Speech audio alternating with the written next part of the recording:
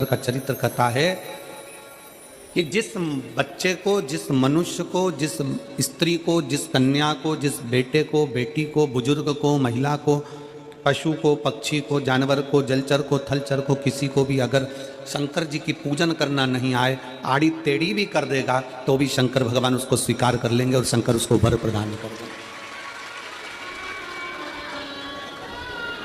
शिव उसकी पूजन को स्वीकार कर लेते, शंकर भगवान उसकी पूजन को स्वीकार कर।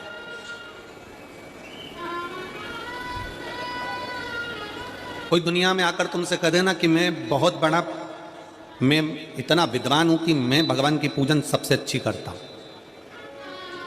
अगर कोई तुमसे आकर कह दे कि मैं सबसे ज्यादा विद्वान हूं, शंकर जी का अभिषेक मैं बहुत अच्छे से करता हूं। कोई तुमसे आकर कह दे कि मेरी पूजन में कोई कमी नहीं रहती, मैं इतनी अच्छी पूजन करता हूं। कोई विद्वान से विद्वान व्यक्ति भी आकर तुमसे कह दे कि मैं शंकर जी का अभिषेक इतना विद्वत्ता में कराता हूं कि मैं शंकर जी की आराधना सबसे श्रेष्ठ। शिव जी की पूजन वही स्वीकार है जिस पूजन में थोड़ी सी कमी रह जाए। पूजा की थाली लगाकर पशुपति व्रत करने के लिए तुम मंदिर में गए, पूजा की थाली लगाकर तुम शंकर जी के मंदिर में पूजन करने के लिए गए, 16 सोमवार की पूजन कर रहे थे, संकट सोमवार की पूजन कर रहे थे, सोमवार का पूजन कर रहे थे, प्रदोष का पूजन कर रहे थे, सोमवार की अष्टमी का पूजन कर रहे थे, शिवरात्रि का पूजन कर रहे थे, सावन महीने का पूजन कर रहे थे। पूजन की थाली में सारा सामान जमा लिया तो भी मंदिर में जाकर कोई सामान याद आए तो समझ लेना कि तुम्हारी पूजन भगवान शंकर ने स्वीकार कर लिया। और मुझे विश्वास है मेरी जीजियों पर, मुझे विश्वास है मेरी बेटियों पर, मुझे विश्वास है मेरे बेटाओं पर और मेरे जीजाओं पर।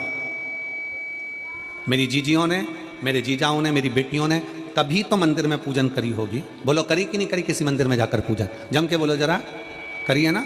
और आपकी पूजन की थाली में, आपके पूजन की थाली में कुछ ना कुछ कमी तो रही होगी ना। कभी माचिस रह गई, कभी दिया रह गया, कभी अगरबत्ती रह गई, कभी कंकु लाए थे कंकु रह गया, कभी चंदन रह गया, कभी कोई जनेऊ रह गया, कभी सुपारी रह गई, कभी कोई प्रसाद रह गया। फिर याद आया मैं तो ये घर छोड़कर आ गई, मेरे घर पे रह गया, अब क्या करूं? शंकर जी की कथा कहती है कि शिव उपासना में अगर तुम्हारी थोड़ी सी कमी रह जाए, समझ लेना कि शंकर जी ने तुम्हारी उपासना को स्वीकार कर लिया। और यह केवल तुमसे ही मतलब नहीं है,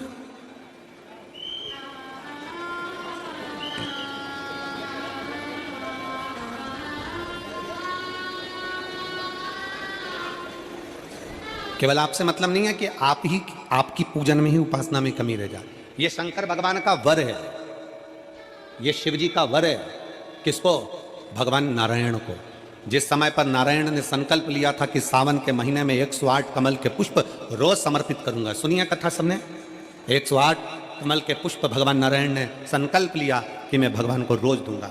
रोज 108 कमल के पुष्प मंगवाते देते। सावन का आखिरी दिन था, सावन का आखिरी दिन, और सावन के आखिरी दिन भगवान नारायण 108 कमल के पुष्प लेकर भगवान को चढ़ाने के लिए जैसे ही जैसे ही चढ़ाने के लिए बैठे, वैसे ही एक कमल का पुष्प कम रह गया। लक्ष्मी जी से कहा जाओ जल्दी से कमल का पुष्प लाओ। लक्ष्मी जी कमल का पुष्प ढूंढती रही, नहीं मिला। सब दूर देखा, सारी जगत में देखा, पर कमल का पुष्प लक्ष्मी जी को नहीं मिला। लक्ष्मी जी को कमल का पुष्प नहीं मिला। आखिरी में पूजन की थाली में कमल का एक पुष्प कम रह गया। भगवान नारायण ने अपना आंख निकालकर भगवान शंकर को समर्पित कर दिया। क्या निकालकर समर्पित करी? अपनी एक आंख। और जब भगवान ने अपनी एक आंख निकालकर भगवान को समर्पित करी, उस दिन का नियम है आज तक, अगर पूजन की थाली में कोई कमी रह जाती है, पूजन में कोई कमी रह जाती है, तो एक आंख मतलब आखा चावल। आखा चावल जानते हो आप लोग? जम के बोलो जरा। आखा मतलब पूरा। हम आंख तो भगवान को नहीं दे पा रहे इस संसार सागर में, कलिकाल में। एक आंख के बराबर आखा चावल, एक आखा चावल पूरी पूजन होने के बाद शंकर जी को समर्पित कर दो। शिव भगवान नारायण की आंख के बराबर उसको स्वीकार कर लेते, भगवान शिव उसको स्वीकार कर लेते, शंकर भगवान उसको स्वीकार कर लेते, शिव उसको स्वीकार कर लेते। भगवान नारायण ने एक आंख भगवान शंकर को दे दी। शंकर भगवान ने अपना सुदर्शन चक्र भगवान विष्णु को दे दिया।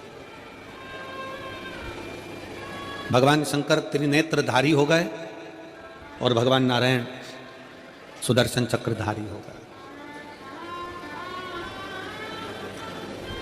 सुदर्शन चक्रधारी 108 कमल के पुष्प में से एक पुष्प अगर छुपाने वाला कोई था तो वो देवाधिदेव महादेव थे। शंकर भगवान ने कहा भगवान विष्णु से, हे नारायण, आपके कमल के पुष्प को, एक पुष्प को मैंने छुपाया था। आज मैं वर देता हूं, जो शिव की आराधना करेगा, जो शंकर की आराधना में बैठेगा, उसकी पूजा की थाली में जान करके नहीं तो तुम घर पे कोई सामान जान करके छोड़ जाओ, जान करके नहीं, लेकर सब जाना है पूरी पूजन की थाली में। अगर कोई कमी रह जाती है, शिव कहते हैं उसकी पूजन को मैं स्वीकार कर लेता हूं, उसकी पूजन को मैं स्वीकार, जान करके कोई कार्य नहीं करना है अपने को।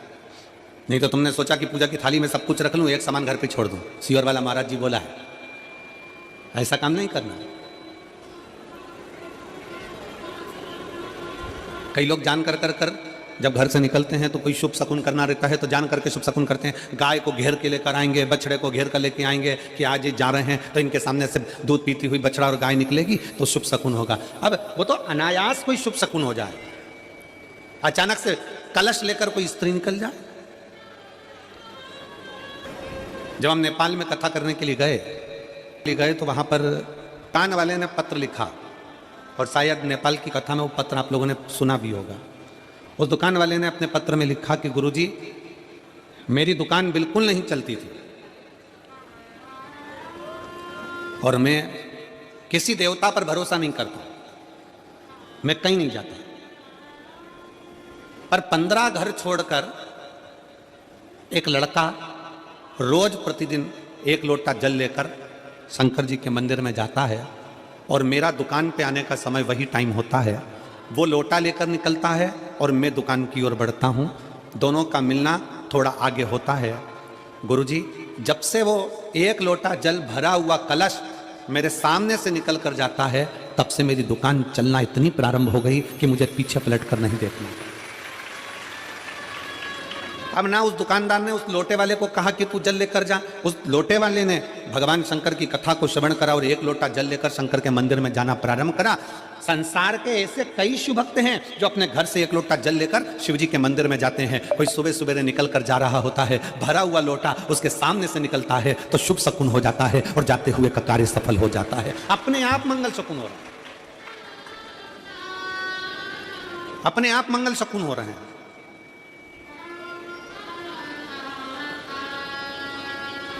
ना जाने कितनों के कार्य अपने आप हो रहे हैं और करता हो जाता है और शिव उसको स्वीकार कर लेते हैं।